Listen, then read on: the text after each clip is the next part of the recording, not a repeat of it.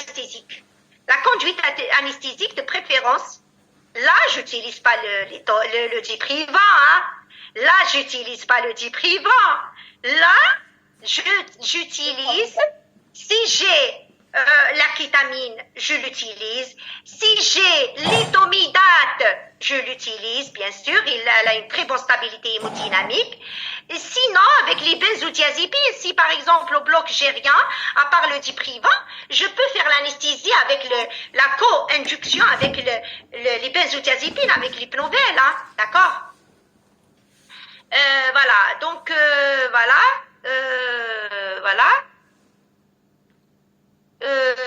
Les morphiniques, je donne les morphiniques. Je vais voir un petit peu le chat pour voir. Donc, disponible, quel est le protocole approuvé? Le protocole de quoi? Dans ce cas, chez ce malade, je vais commencer microphone en pratique et par commentaire. De microphone, j'ai pas compris. Je vais voir Mazous, Abdelkader. Si aucune alternative n'est disponible, quel est le protocole approuvé? Le protocole anesthésique. Vous parlez du protocole anesthésique. Le protocole anesthésique, on a le problème surtout avec les hypnotiques. On a le problème avec l'hypnotique. L'hypnotique, il est déprimeur cardiaque. Je veux dire, l'inotropisme, c'est les hypnotiques qui sont dépresseurs cardiaques. Par contre, les morphiniques, ils sont surtout vagotoniques. Ils vont donner des bradycardies. Ils n'ont pas vraiment des effets hémodynamiques sur le tonus et sur le cœur directement, sur l'effet cardiaque directement. Et donc, le protocole, c'est surtout choisir l'hypnotique. L'hypnotique, de préférence entre le choix, si j'ai la kétamine, je l'utilise. Si j'ai l'étomidate, je l'utilise. Mais sinon, le diprivant, il est pourvoyeur des potentiants,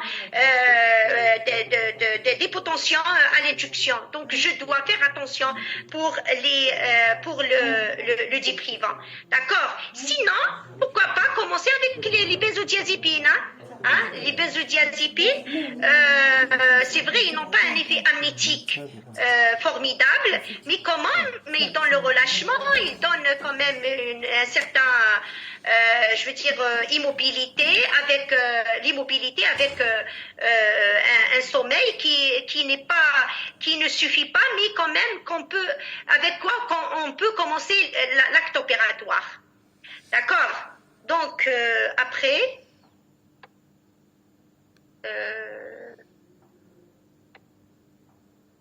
Selem Saïda. Le fibrinogène, oui. Très bien, très bien, très bien, très bien. Je ne voulais pas parler de fibrinogène. Je voulais pas. J'ai enlevé sur la plaque. C'était écrit sur la plaque. Je voulais pas trop parler de fibrinogène, mais le fibrinogène, c'est le premier facteur de coagulation. Il faut pas hésiter. Les dernières recommandations, on donne le fibrinogène. Le problème dans nos hôpitaux, il y a tellement il est cher. Quand il est disponible dans nos hôpitaux. Sinon, il faut savoir que dans le plasma précongelé, on a un peu de fibrinogène. On a une poussière, mais en donnant le plasma précongelé, on a donné un petit peu de fibrinogène. D'accord? Donc, finalement, même si j'ai pas le fibrinogène à la pharmacie, en donnant le plasma précongelé, j'ai donné quelque part le fibrinogène. D'accord? Encore, Selem, pour l'arachide, non et non. Premièrement, pourquoi non? Parce que c'est vrai, c'est un fémur, mais le malade, il est en état de choc. D'accord? Deuxièmement, vous savez, quand on a des soucis hémodynamiques, même pas vraiment précaires, l'arachide, elle va nous donner un bloc sympathique. Et donc, de préférence, aller à l'AG. On maîtrise mieux l'AG. D'accord? On maîtrise mieux l'AG. D'accord? Protocole estomac plein. Très bien. Séquence rapide. Bien sûr. Voilà. Donc, je vais arriver à protocole de l'estomac plat. Oui, je sais que peut-être le malade il a mangé, peut-être le malade il arrive au bloc en extrême urgence, je suis obligée de le mettre sur table. Donc je dois faire un protocole d'estomac plat et donc je dois utiliser un hypnotique de durée d'action, de faible durée d'action. Le curare, on n'a pas assez de choix, de préférence la succinylcholine, mais nous, on n'a pas la succinylcholine qui va garder la ventilation. On essaye de ventiler le moins possible le malade et de faire une très bonne préoxygénation pour faire la séquence rapide et intuber vite juste après l'apnée. D'accord. Et pourquoi pas la manœuvre de Silic. Ici, je peux aspirer, si c'est vraiment un estomac plein, je peux aspirer avant de faire l'induction, aspirer l'estomac. Voilà. L'arachide va le tuer. Oui, d'accord, très bien. Très bien, très bien, très bien. L'arachide anesthésié va le tuer. Vous avez bien dit le mot. Attention à l'arachide chez un malade instable. Il ne faut pas réfléchir. Il ne faut même pas penser à l'arachide anesthésie. D'accord? C'est l'anesthésie générale. On peut la contrôler et on peut faire une titration à l'induction et on peut faire une induction douce sans retentir sur l'hémodynamique, surtout si j'ai commencé la noradrénaline. Parce que si je commence la noradrénaline à la seringue électrique, je suis couverte par la noradrénaline.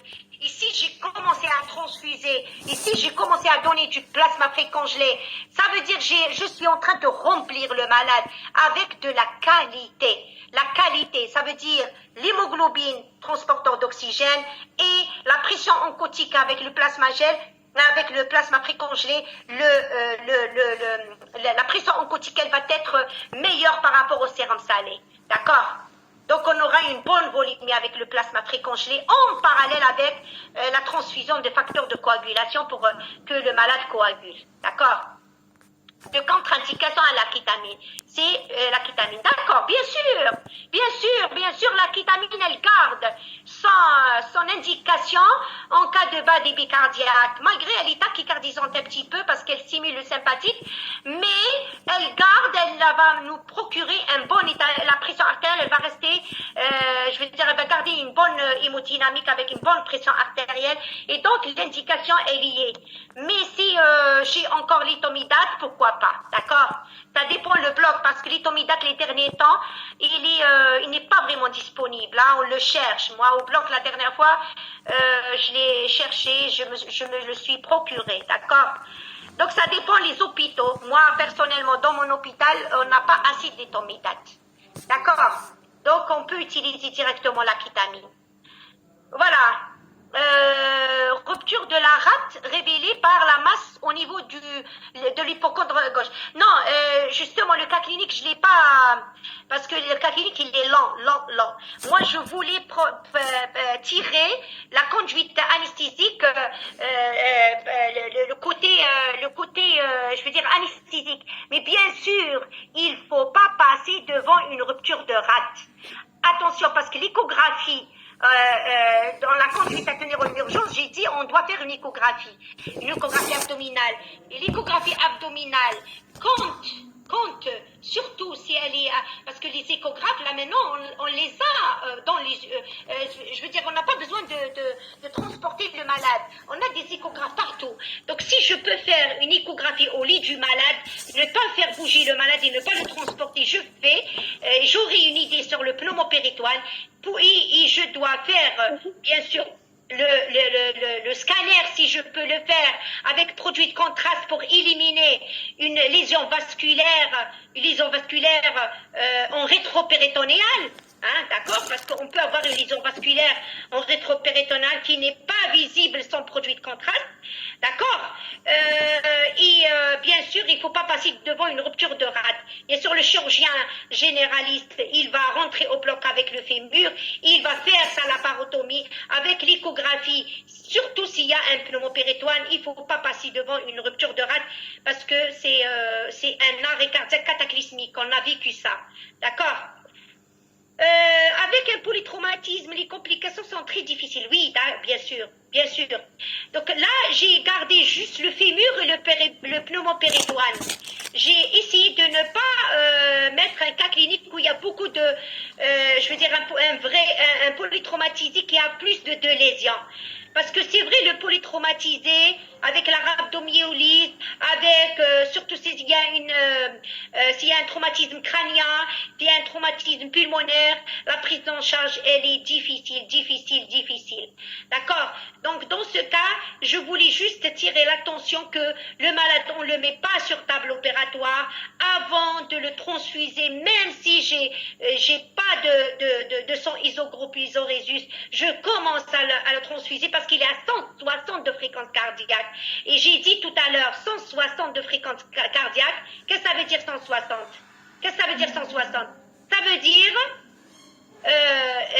les environs de 2 litres. Le fémur, il a saigné, et peut-être en parallèle avec l'hémopéritoine, donc on a plus de 2 litres. Et donc nous, le sang, combien on a le volume de sanguin circulant? On a les environs de 5 litres. Si on perd 2 litres, si on perd 2 litres, il nous reste 2 litres ou 2 litres et demi, parce qu'il y a un pneumopéritoine. Oui, il y a un hémopéritoine. Si on perd 2 litres, 2 litres et demi, il reste la moitié de la volémie sanguine circulante. Et la moitié, le cœur, il va sentir l'hypovolémie. Surtout chez le sujet cardiopathe qui a un cœur défaillant. C'est vrai, chez ce malade, il est jeune. Le cœur, il est compétent. Je sais que pour un moment, le cœur, il est en train de répondre avec une réponse sympathique convenable. Mais il faut pas laisser le malade jusqu'à ce qu'il fasse l'arrêt cardiaque, parce que le cœur, il a un temps. Je vous précise une chose. La tachycardie contient une tachycardie. C'est vrai, c'est l'hypovolémie, c'est le saignement. Mais quelque part, on est rassuré. On a 5 minutes devant nous. On a 5 ou 10 minutes devant nous. Surtout si je commence la noradrénaline. On a quelques minutes devant nous avant de mettre le malade sur table opératoire. Si le malade il commence à bradycardiser, c'est l'équivalent de l'arrêt cardiaque.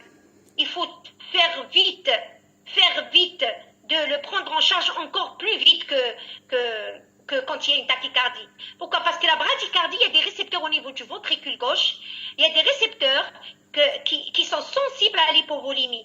Quand ces récepteurs sentent que la volémie, que le remplissage du cœur ne se fait, il est limite, il va pas, parce que tout ce qui rentre dans le cœur sort du cœur. Donc le volume d'éjection systolique, il est diminué. Le cœur, qu'est-ce qu'il va?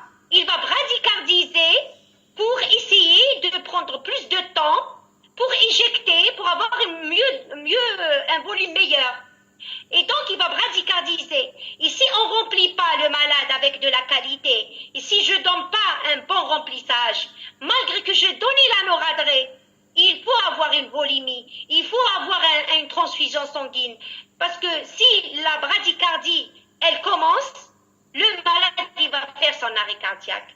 Et donc, quand il y a une tachycardie, c'est vrai, on a un temps limité, mais on est quelque part, on a quelques minutes devant nous. En attendant, je peux commencer à transfuser, je peux commencer à la noradrénaline et je peux le mettre sur table opératoire. J'ai encore quelques minutes. Par contre, si la bradycardie s'installe, attention, c'est l'équivalent de l'arrêt cardiaque. C'est instantanément l'arrêt cardiaque parce que les récepteurs, ils sont sensibles au parasympathique et donc ça veut dire le cœur ne se remplit pas vraiment et le système autonome essaie de ralentir pour mieux remplir le cœur, pour mieux éjecter, mais c'est un cercle vicieux. La bradycardie sévère va entraîner l'arrêt cardiaque, d'accord?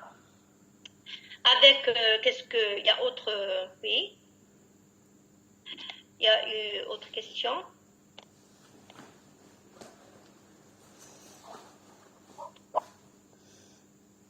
Je pense qu'il n'y a plus de questions. Je ne sais pas. Voilà, rupture au niveau de l'hypocondre, complications sont très difficiles, oui. Risque de complications de l'anesthésie chez le dentiste. Oui, bien sûr, l'anaphylaxie, qu'est-ce qu'on a dit? C'est vrai en père opératoire. Et le dentiste, il utilise de l'anesthésie locale. C'est vrai, c'est local. ça ne retentit pas sur l'état général, mais il y a de l'anaphylaxie par rapport aux produits utilisés par le dentiste. Et donc, le dentiste, il doit avoir par quoi gérer un choc anaphylactique. Hein. Normalement, il doit avoir avec quoi gérer ou avoir un contact direct avec quelqu'un qui l'aide pour accélérer, je veux dire, la prise en charge du malade. Parce que peut-être ça commence par un rash, peut-être ça commence par un œdème du visage, un œdème. Donc, il faut faire vite déplacer le malade à l'hôpital.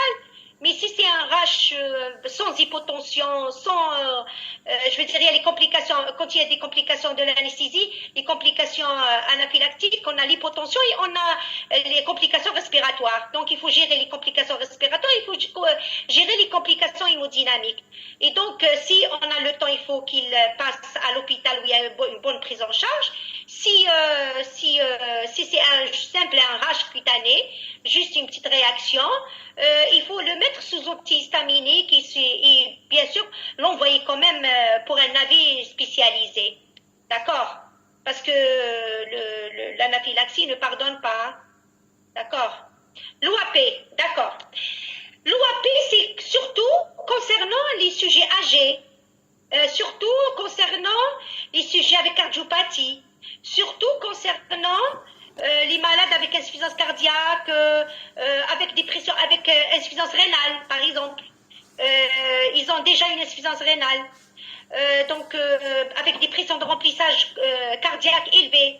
Donc, le cœur c'est pour ça, c'est bien d'avoir, si c'est un malade, par exemple, froid, on a le temps de faire une écho-cœur, pourquoi pas, parce qu'on va trop remplir. Mais soyez sûr, un malade jeune, sans antécédents, c'est rare, parce qu'il était avec une hémorragie de 2 litres et demi. Le risque d'OAP, il est minime. Il est jeune, il a un saignement, on va transfuser avec de la qualité, on va transfuser avec du sang, avec du plasma précongelé. La noradrénaline, juste on a une bonne tension, on essaie de diminuer les doses.